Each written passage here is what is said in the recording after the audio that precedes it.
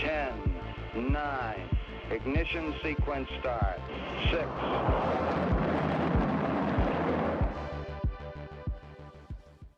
Hello, and welcome to Rocket Fuel, your daily update of everything that's happening in the Rocket Pool community. My name is Wack. Today is November 29th, and we're going to start today's episode with the launch of Stakewise version 3. So for those of you who don't know, Stakewise is an alternative staking service, liquid staking token they have, and Stakewise version 3 here is launching their new decentralized version where anyone can be a node operator, and people can deposit their ETH to get Stakewise's liquid staking token OSETH in return. I think it's OSETH, I'll check that in a second. But the way it works is that anyone can be a node operator, and then people will deposit.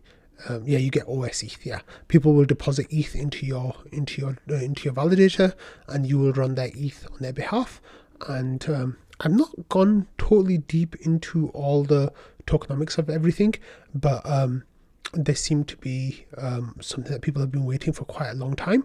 And I haven't really, like I said, I haven't really delved too deep into the architecture and their contracts or any of that kind of stuff. Of course, I'm not very technically inclined like other people are in the Rocket Pool community, but it's something that I know a lot of people have been waiting for. So as you can see on the post, Superfizz was saying nice things about these guys yesterday. Here there's Marceau saying congrats, Index Co-op saying congrats as well, and a whole bunch of names that might be familiar to some of you. SSV Network saying congrats as well. So a whole bunch of people have been waiting for this to happen, and for this for this service to come. It's I think I've talked to people from Stakewise in Denver, so that was March when they were still working on things. So it's great that they've come to mainnet now on their version 3, and I know that NodeSet will be setting up a vault as well, where Rocket Pool node operators will be running the system for them. So current node operators who they're kind of recruiting will be running software for them, I think. So that's pretty exciting. But yeah, congrats to Stakewise. If you have a quick look at what their pools look like. So there's a video that you can watch here about how their vaults work, and then you can operate their vaults as well. And these are some different vaults that have already come up. So the Stakingverse, Ethereum, and Blockshard, Peer Ventures. So these are all different, and Data Nexus. These are all different groups where you can click on them, and then you can start staking with this particular validator, because they might be more performant than other validators. So here, for example, look. Data Nexus created their vault 9 days ago, and they staked 32 ETH 9 days ago, and then 5 days ago they staked 54 ETH, and 14 hours ago there were 96 ETH staked there as well. So these are the different, I think, validators that they have running, and that gives you information about what kind of vault it is, if it's public or private, what the vault capacity is, infinite, their contract address, their vault admin, their vault fee address, also their validator fee recipient, and then their 10% their staking fee that they charge. So these guys will be charging 10%, and it gives you that information. And if there's a whole bunch of other vaults here as well. So this only went live yesterday, so there's still things in data that's missing, and with others they're trying to build that moat and trying to make themselves as attractive as possible. So there'll be a lot of I guess staker versus staker games, node operator versus node operator games, to try to find that balance of the best fee versus the most amount of stake. So people lower their fees to try to get more stake, and then as their stake goes higher, they might want to increase fees, or other people try to undercut them and stuff. So here's Crypto Manufacturer, which is from Yorick, who also is a member of the Rocket Pool ODAO, and their staking fee is 5%. So these are some of the pieces of information that I think we'll start seeing those games kind of being played over the next few days or weeks, as people kind of vie to get some TVL. But if you're all interested, I can do a little bit of a deeper dive into how Stakewise works. But it's not something that I'm planning on covering too closely or too deeply, but I just wanted to say congrats to them for launching, and it's a tough marketplace out there, so I hope that they can survive and thrive, and anything that comes online to take away stake from Lido is a huge bonus, a huge plus, and it'll be interesting to see how they get by over the coming year. But the liquid staking market is a really, really tough environment, and there's this big shark that's kind of dominant, and it's really hard for others to gain footing. So the more decentralized and small services, in all honesty, like that emerge, that are doing good stuff, then we want that to happen, to take away stake from Lido. So yeah, there we go. But congrats to the Stakewise team, and good luck with things going forward. Okay, next, last night, this really interesting thing happened where we got a huge smoothing proposal, which was for 94 ETH. So this person has validators, and they got this smoothing pool block reward that went to the smoothing pool of 94 ETH. So that's like $200,000. So people are like, whoa, that's a big one. And then just 2 blocks later, we got another one over 1 ETH. So I think there was some kind of MEV games or some kind of bot arbitrage, or maybe even hack. I haven't heard of a hack or anything like that, so it's probably just MEV games that were going on, or arbitrage games most likely. But this went to the Rocket Pool smoothing pool, which now has a balance of over 155 ETH, which is really nice. So people are just like, whoa, they didn't believe it right at all. And then it's like Bosi was like, oh, that's a nice block, and you thought it was 9.4 ETH, but it's 94 ETH.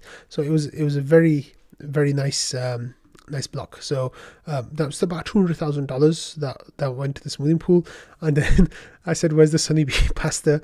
And that was the person who had that rant a few weeks ago about being in the smoothing pool. But yeah, this was really nice. So let's have a look at we haven't actually looked at the smoothing pool in a while, so let's have a quick look and see what it's looking like in there at the moment. So actually, let me just get past this. I should have had this loaded already. I'm sorry, I didn't. Smoothie. So with the smoothie right now, we have 157 ETH in there, and that's after 6.5 days. So that's a very, very nice performance for the smoothing pool so far. We have 2,100 nodes in the smoothing pool, which is really cool, and we have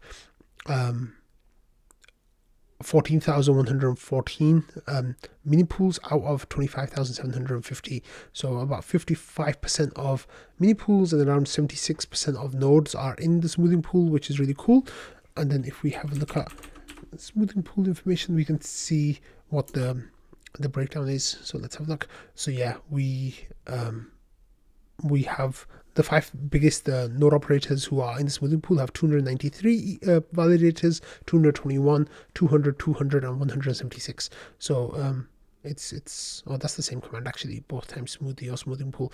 But the smoothing pool is doing pretty well, and that of course was a very nice block that it received. So if you got a proposal yesterday and you didn't check, don't check if you're in the smoothing pool, because it will not be nice for you to know that you gave away a big share of nearly 100 ETH. So it's best to just look away. And that's what I do now. I don't even look at my proposal notifications, because I'm in the smoothing pool, and it will not help me at all to know what my reward was for a proposal.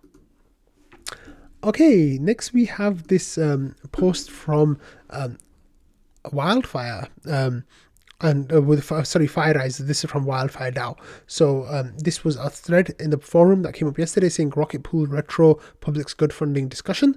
It says, this is the first time Wildfire DAO has posted. Let's welcome to our community. So what are Wildfire saying? They're saying, hey everyone, announcing an initiative FireEyes has pushed forward that we'd love Rocket Pool to play a role in. In the past few months, FireEyes has been watching the impact of the latest retro public goods funding round for Optimism and how this has created a massive increase in incentivization, innovation, and community engagement within the Optimism ecosystem. We want to see this impact delivered to other projects, and given the relationship between FireEyes and Rocket Pool, we want this post to start as community discussion on running a similar round for Rocket Pool. The reason that we bring this forward is to be able to reward the builders and community members who have utilized Rocket Pool protocol already and help to show people who are considering starting to contribute that the DAO may continue to incentivize this value provision in the future. Here's an article where the ideas are outlined in more detail and where the different strategies for distribution and voting are outlined. Obviously, each protocol is different, and we should take purposeful steps to make sure each retro public good funding round is as high impact as possible.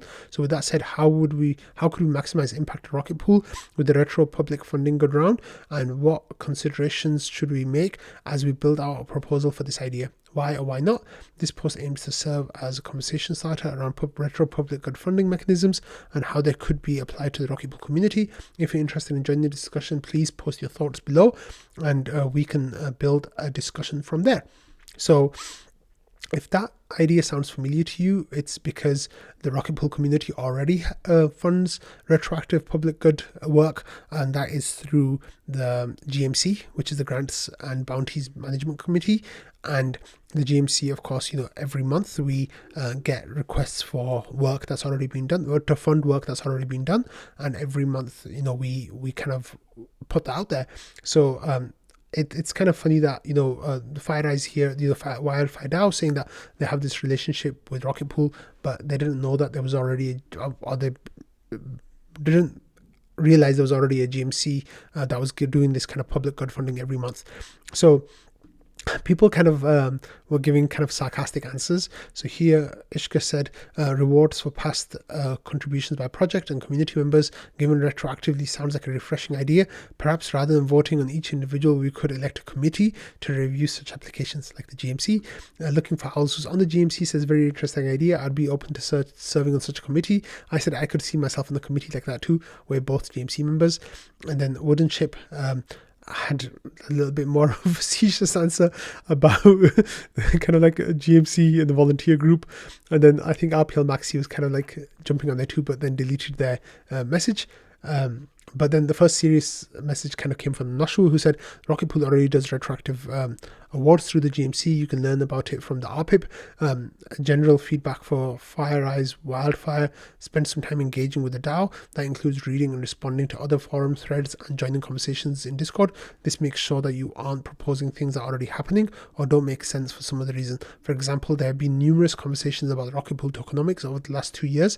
FireEyes came up with the original design, and some participation from them would have been useful. Personally, the combination of lack of engagement plus these types of posts feels templated and they come off as spam and make it hard for me to even engage with content. And then Materis here says Rocket Pool has been doing retroactive public gun funding since February 2023. Over 19,000 RPL, which is around $500,000, has been awarded. In fact, the latest round results are around just yesterday. All rewards can be seen in the spreadsheet, which can be found in the Treasury report that was most recently published yesterday. There are monthly application threads on the DAO forum, and the awards are decided by an elected grants management committee, GMC, and the PDAO can dispute them, see RPIP 26. Not knowing this by someone who claims to have a relationship with Rocket Pool is inexcusable. So let's actually go have a look and see what their funding is. So it says they've got an article, so let's have a look at the article. So this is retroactive goods funding to infinity and beyond, and how it's going to eat the network. So it says DAO shares and tokens are DAO shares, outlining how all tokens will transition to DAO type model. Over the past 3.5 years, we've seen this come to reality. And then this thing why all tokens will conduct a retroactive public good funding rounds. So I'm not sure exactly what the angle is, whether they want to. About Rocket Pool, this is the first step to this clear roadmap, initial list of potential protocols to include in this type of experiment. So these are projects we think are best positioned to roll out their own retro public good funding round, and includes Rocket Pool in there, but also has things like Gitcoin, who yeah, and ENS and Aave, and these, I guess, Pocket Network, these are ones that I've worked with before. So it says practical next step for setting up these projects. As part of this post file, they've created posts in each forum highlighting this idea, igniting community discussion. Check out the discussion. So it seems like they posted pretty much the same post on ENS forum, Aave forum, and Gitcoin forums. And then it says community discussions, amount of funding. The Optimism currently distributing $60 million, but did 1 million and 10 million in the past. Let's aim for something closer to these earlier rounds, which are more aligned with given token market caps. And then this is for next projects we want to deploy these strategies. We need a user interface for the retroactive public goods funding round. And then it says, a fund for this many dollars to craft a user interface and structure. Ideally, community members will also want to create this UI for impact and shout out their get, maybe tokens, blah, blah, blah. So they kind of, they really didn't understand that we're already doing this. So it kind of came off as a little bit, maybe opportunistic or maybe short-sighted, to be more generous. And the fact that they're using the Rocket Pool name and branding, like even in this logo, they're using, Rocket Pool, and it kind of seems, I know this might sound harsh, but kind of amateurish, that they don't understand what's going on with Rocket Pool already. So I think that kind of points to some of the more like facetious comments you might have seen from people in the forum. However, if they FireEyes, of course, are ODA member. If they want to donate all of the RPL they've received as being an ODA member to funding retroactive public goods, they're welcome to put it into the GMC's wallet address, and the GMC will keep doing what the GMC does, which is giving out money to worthy causes to help Rocket Pool grow. So that's what they can do. Okay, let's go back to the Discord now. And in the Discord, there was some discussion around this where Pateris is like the idea, but I think this should be called retrospective awards. Perhaps it could be combined with something future looking like bounties and grants. Like Ishka said, perhaps you could set an Electra committee instead of making everyone vote for each project. And then Noshua says, focusing given the relationship between FireEyes and Rocket Pool. He says, what relationship? Because they haven't been around for a while. We've never, this was their first post. It's just that they're not very present, let's just say. Invis says they're old friends, and Pateris said, sound like FireEyes want to donate their ODA rewards to a retroactive public goods funding round. So yeah, we'll take their money if they want to give it to us. And then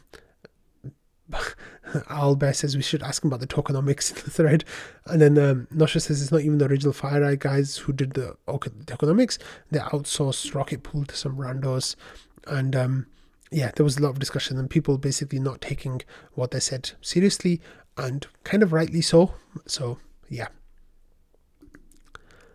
Okay, next we have an update from our good friend 0x7D54, who you might have heard of last month, who paid 1 ETH of their own money to get rETH listed into yETH's yETH protocol, their basket of LSTs.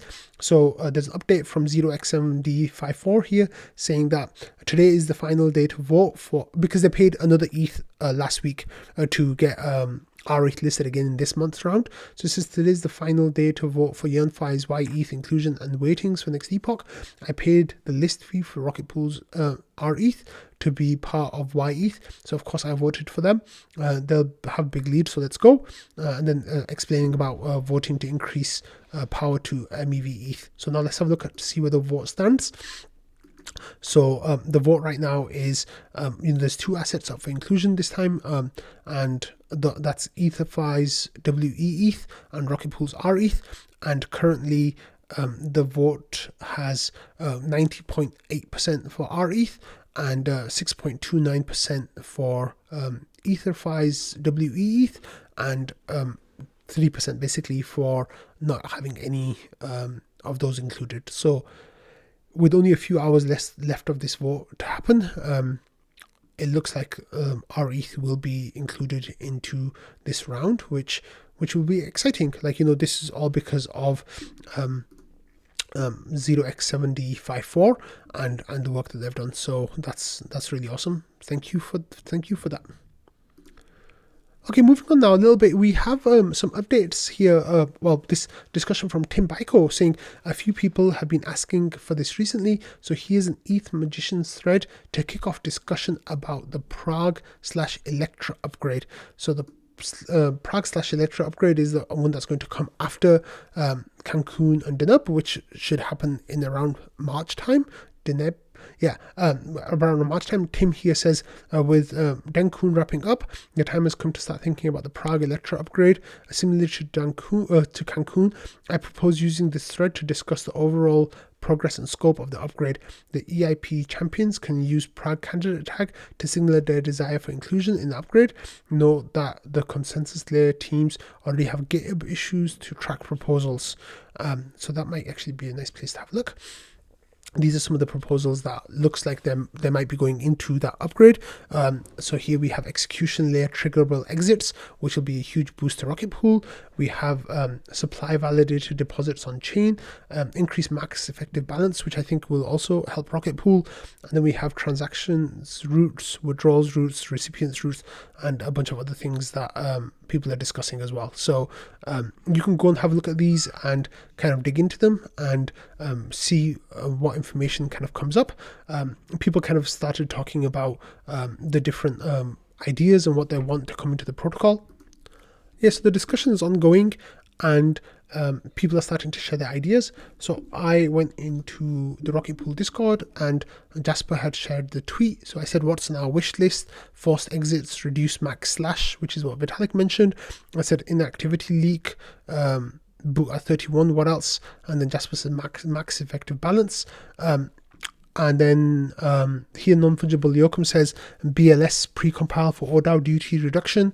And Jasper Val said with forced exits, the inactivity leak is not important for us. So I said, Yoakum, how does the BLS compile work for ODAO duty reduction? He says, well, it becomes possible to validate the BLS signatures in mini pool deposits to the beacon chain. That makes it easier to scrub check in a trustless way. So one of the duties that the ODAO has is to make sure that the deposits going into the beacon chain are correct, and the ETH coming from the node operator and the ETH coming from the protocol kind of all matches up properly the way they're supposed to. So that's one of the big duties of the ODAO. And Yoakum saying that the BLS signature precompile will help reduce that duty, which of course is wonderful. So I said, who's going to lobby for the devs to push for these changes? And Val says Lido. So on that wish list, the ones that I just mentioned, forced exits, it looks like that's already going to be on there. Jasper saying max effective balance, that looks like it's already going to be on there. Reduce max slash, that is what Vitalik talked about, how to make LSTs more resilient is by reducing the max slash, and that will help Rocket Pool reduce the collateral amounts of ETH from the node operator as well. And then the inactivity leak, that's not necessarily needed, as according to what Val said. So hopefully, the Rocket Pool team and developers will probably take part in some all-core devs calls along with other liquid staking services and providers, and they can kind of present their cases for which EIPs will make help the most for LSTs, especially the decentralized LSTs kind of getting more decentralized and getting kind of helping them to grow market share. So this would be really great. It's unlikely that we'll see this upgrade for maybe a year, until probably the end of 2024, which kind of lines up with what some of us have been thinking about when Lido CSM will come, but also of course when the fruit of Rocket Pool's tokenomics work will hopefully be implemented, and when we'll get mega pools and all that good stuff as well. So the timing kind of lines up for all of those things happening towards the end of 2024, which I think will be huge for the Ethereum staking space. There's going to be some big things happening there, which I think will be really cool. Okay, another reminder that tomorrow I am going to be on a panel hosted by SSV Network. So this will have me and Yorick and Nixo. And Yorick, of course, is the founder of Crypto Manufacturer, who we talked about earlier, and Nixo is the executive director of ETH Staker. So the three of us are going to be on the panel. We're going to be talking about staking synergy, and I think it's going to be a really great discussion. So if you have a few minutes, you can listen in on that. It's going to be taking place at 9:30 Eastern time or 2:30 UTC. So give that a listen. I'll probably be in trading at the same time. So if you want to leave back channel comments, I'll be happy to share those on the call. And it's a Twitter space, so if you go to the tweet that's in the description, you can set a reminder here for the event, and you can check in at that time, and you can listen. I think it's going to be a really good one. And then of course I'm doing some shilling on behalf of the RPL benefactor. The POAPs, we're trying to get to 70 POAPs sold. So far we have sold 38 POAPs, which is absolutely wonderful. We've still got 2 days left before we need to hit that $10,000 target. Currently we are around $7,000. So if we can get 30 more POAPs sold, we'll be at $10,000, and then Benny can do what Benny loves, which is giving out RPL to everyone. Which of course I would like as well, because it's in celebration of the 300th episode of Rocket Fuel, which will be this Friday.